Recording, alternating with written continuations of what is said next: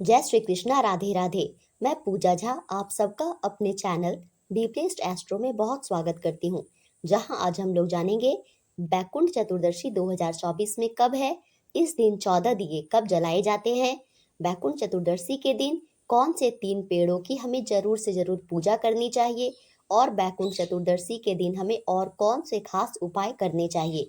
तो बने रहेंगे वीडियो के अंत तक और ऐसी जानकारी समय से पहले पाने के लिए मेरे चैनल को सब्सक्राइब करेंगे और बेल आइकन प्रेस करेंगे ताकि आपको मेरी वीडियो समय से मिलती रहे। कार्तिक मास के शुक्ल पक्ष में आने वाली चतुर्दशी को बैकुंठ चतुर्दशी के नाम से जानते हैं। इस दिन भगवान शिव शंकर और भगवान विष्णु की एक साथ पूजा की जाती है। देखिए, पूरे 4 महीने तक भगवान विष्णु योग निद्रा में चले गए थे, यानी शयन कर रहे थे। उस समय शिव जी के पास पूरी सृष्टि को संभालने का कार्यभार था। लेकिन देव उठनी एकादशी के दिन जब विष्णु भगवान जागते हैं, देव उठाए जाते हैं, तो उसके बाद जो चतुर्दशी आती है, उस दिन से भगवान विष्णु दोबारा से सृष्टि का कार्यभार संभालते हैं। इसीलिए इस दिन भगवान विष्णु और शिव जी की एक साथ पूजा की जाती है। इस दिन भगवान विष्णु को बेल पत्र अर्पित किए जाते हैं और भगवान शिव को कमल के फूल अर्पित किए जाते हैं। तो पहले जानते हैं कि इस बार बैकुंठ चतुर्दशी कब आ रही है। कार्तिक मास के शुक्ल पक्ष की चतुर्दशी यानी कि बैकुंठ चतुर्दशी इस बार आ रही है 14 नवंबर गुरुवार के दिन, भगवान विष्णु का दिन। इस चतुर्दशी तिथि का प्रारंभ होगा 14 नवंबर गुरुवार के दिन सुबह 9:04 पे और इस तिथि की समाप्ति 15 नवंबर सुबह 6:01 पर होगी। बैकुंठ चतुर्दशी की पूजा रात में की जाती है, इसीलिए मध्य रात्रि में पूजा का समय होगा 11:38 से 12:31 तक का और इसी बीच में 14 दिए भी जलाए जाते हैं। और इस दिन जो भी व्यक्ति पूर्ण श्रद्धा और निष्ठा पूर्वक भगवान शिव के साथ भगवान श्री हरि विष्णु की पूजा करता है, उसे बैकुंठ में स्थान प्राप्त होता है। हरि और हर के मिलन की बेला को स्कंद पुराण, पद्म पुराण और विष्णु पुराण के अनुसार कार्तिक मास के शुक्ल पक्ष की चतुर्दशी तिथि पर भगवान शिव और भगवान विष्णु जी का पूजन किया जाता है। रात्रि में महापूजा होती है और रात्रि जागरण भी होता है। शिव पुराण में इस उपलक्ष्य में एक सुंदर कथा का वर्णन भी किया गया है। कार्तिक मास के शुक्ल पक्षी चतुर्दशी के दिन भगवान श्री विष्णु शिव जी का पूजन करने के लिए वाराणसी गए थे। भगवान विष्णु ने एक सहस्त्र कमल पुष्पों द्वारा भगवान शिव का पूजन किया था। भगवान शिव को कमल के पुष्प अर्पित करते समय भगवान विष्णु को ज्ञात हुआ कि अंतिम पुष्प तो वहां नहीं है। तब भगवान विष्णु ने, जिनके नेत्र की तुलना कमल से की जाती है, उन्होंने अपना पूजन पूर्ण करने के लिए अपना एक नेत्र निकालकर अंतिम पुष्प के स्थान पर भगवान शिव को अर्पित कर दिया। भगवान विष्णु की ऐसी भक्ति देखकर शिव जी अत्यंत प्रसन्न हुए। उन्होंने भगवान विष्णु को उनका नेत्र तो वापस किया ही, अपितु उन्हें भेंट स्वरूप सुदर्शन चक्र भी दिया। बैकुंठ चतुर्दशी के दिन भगवान विष्णु और महादेव दोनों की विधि विधान से पूजा करनी चाहिए और इस दिन दोनों की भिन्न भिन्न समय पर पूजा होती है। भगवान विष्णु की पूजा निषद काल यानी मध्यरात्रि में होती है और भगवान शिव की पूजा अरुणोदय काल में किया जाता है, जो कि प्रातः काल का समय होता है।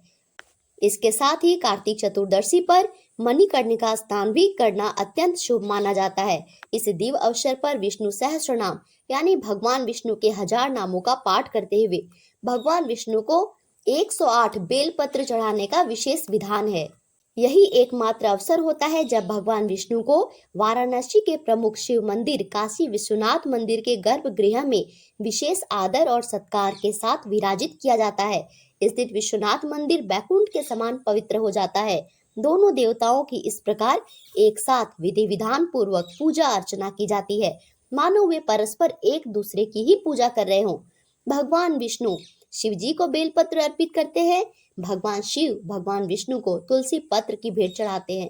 तो इस प्रकार बैकुंठ चतुर्दशी का दिन अत्यंत ही महत्वपूर्ण हो जाता है। इस दिन हम सबको नियम से भगवान विष्णु और भगवान शिव की पूजा करनी चाहिए। अब जानते हैं बैकुंठ चतुर्दशी की पूजा विधि। बैकुंठ चतुर्दशी का व्रत करने के लिए या फिर इस दिन पूजा करने के लिए सुबह जल्दी उठकर स्नान कर साफ सुथरे वस्त्र धारण करें। कार्तिक के महीने में अगर आपने अभी तक कोई नियम नहीं किया है तो भी आप इस एक दिन और कार्तिक पूर्णिमा के दिन 2 दिन आप ब्रह्म मुहूर्त में स्नान करके दीपदान कीजिए। आपको पूरे कार्तिक के बहुत सारे फल मिल जाएंगे। इसीलिए इस दिन ब्रह्म मुहूर्त में उठे। अगर आपके घर के आसपास कोई पवित्र नदी है तो वहां जाकर स्नान करें, अन्यथा अपने घर के नहाने के जल में गंगा जल मिलाकर स्नान करें। बैकुंठ चतुर्दशी का दिन गुरुवार को है, इसीलिए अपने नहाने के जल में एक चुटकी हल्दी डालकर स्नान करें। इस दिन पीला वस्त्र ही पहने। और कार्तिक के महीने में तुलसी पूजा का विशेष महत्व होता है और बैकुंठ चतुर्दशी का दिन है। इस दिन तुलसी माँ को जल देते वक्त एक लोटे जल में हल्दी डालकर अर्पित करें।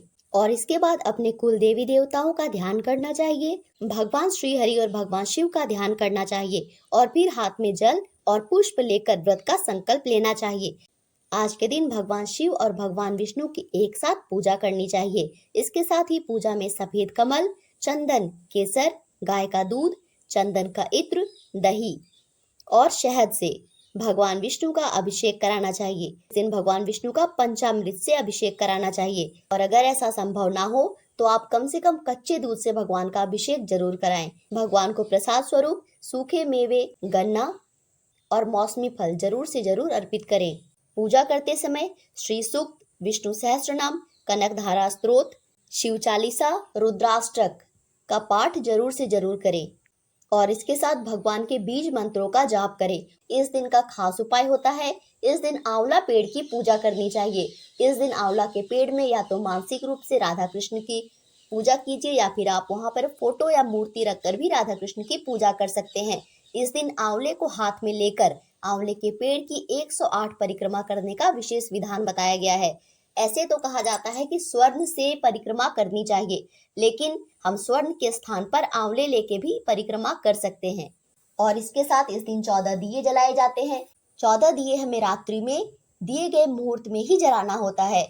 14 दिए में आप या तो सरसों का तेल या तो तिल का तेल भरते हैं और इसके बाद उसमें थोड़ी थोड़ी काले तिल डालकर दीप दान किया जाता है। पहला दीप आप अपने मंदिर में दान करते हैं, दूसरा दीप आप तुलसी के पौधे के पास दान करते हैं, तीसरा दीप आप खुले आकाश में दीपदान करते हैं, चौथा गौशाले में या फिर अगर आपके घर में कोई गाय की प्रतिमा बनी है तो एक दीपदान वहां करेंगे।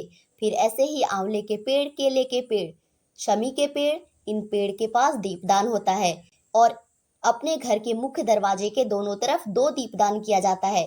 अपने घर के आंगन के बीचों बीच एक दीपदान किया जाता है। इस तरह करके आपको अपने 14 दियों को दीपदान करना है। बैकुंठ चतुर्दशी के दिन पीपल के पेड़ की विशेष पूजा की जाती है। इस दिन पीपल के पेड़ में सुबह भी जल चढ़ाया जाता है, दीपदान किया जाता है और संध्या काल में भी दीपदान किया जाता है। इस दिन पीपल के पत्ते में गुड़ रखकर पीपल के जड़ के पास अर्पित किया जाता है। ऐसा मानते हैं कि इससे भगवान विष्णु और माँ लक्ष्मी अत्यंत प्रसन्न होती है। इस दिन सुहागवती महिलाओं को तुलसी की विधि विधान से पूजा करनी चाहिए। भगवान शिव को आंकड़े के फूल अवश्य अर्पित करने चाहिए। भगवान विष्णु को पीली चीजें, पीले फल, पीले फूल, पीली मिठाई, पीले वस्त्र, इनका जरूर से जरूर भोग अर्पित करना चाहिए। ऐसा करने से हमारे जीवन में सुख समृद्धि आती है, हमारे घर में धन दौलत आती है और अखंड सौभाग्यवती बने रहने का वरदान मिलता है। तो ये थी मेरी बैकुंठ चतुर्दशी से जुड़ी जरूरी जानकारी। अगर आपको वीडियो पसंद आई हो तो मेरे चैनल को सब्सक्राइब और वीडियो को लाइक करेंगे और ऐसी जानकारी के लिए हमसे जुड़े रहेंगे।